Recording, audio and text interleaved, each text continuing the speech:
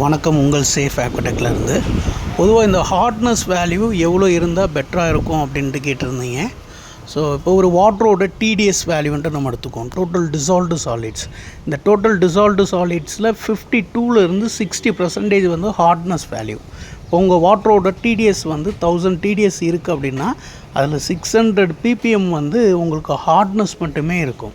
So அப்போ acceptable ஹார்ட்னஸ்ன்னு நம்ம எவ்வளோ எடுத்துக்கலான்னு பார்த்தீங்க அப்படின்னா, ஒரு 200 ஹார்ட்னஸ் இருந்துச்சு அப்படின்னா அது எந்த ஒரு டிஸ்டர்பன்ஸையுமே பண்ணாது. ஸோ அந்த 200ன்ற ஹார்ட்னஸ்ன்றது வந்து உங்களுக்கு வந்து ப்ராப்ளம் கொடுக்காத ஹார்ட்னஸ். பைப்லைன் அடைக்காது, ஏர் ஃபால்ஸு, ஸ்கின் அலர்ஜி, டைல்ஸில் ஸ்கேலிங் ஃபார்ம் ஆகுறது, அதுக்கப்புறம் பார்த்தீங்க அப்படின்னா உங்களோட எலக்ட்ரானிக்ஸ் திங்ஸ் இது எல்லாமே வீணாக போகாமல் இருக்கும் இந்த 200 ஹார்ட்னஸில்.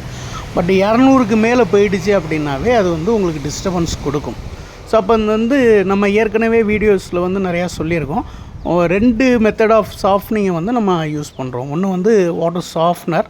பட் வாட்டர் சாஃப்ட்னரில் வந்து அயன் எக்ஸ்சேஞ்ச் டெக்னாலஜி அந்த இடத்துல வந்து நம்ம செக் பண்ணோம் அப்படின்னா ஹார்ட்னஸை எடுத்துகிட்டு அந்த வாட்டரை வந்து சோடியம் வாட்டராக மாற்றுறோம். ஸோ அப்போ வந்து அங்கே ஹார்ட்னஸ் வேல்யூ 0ல் தான் இருக்கும்.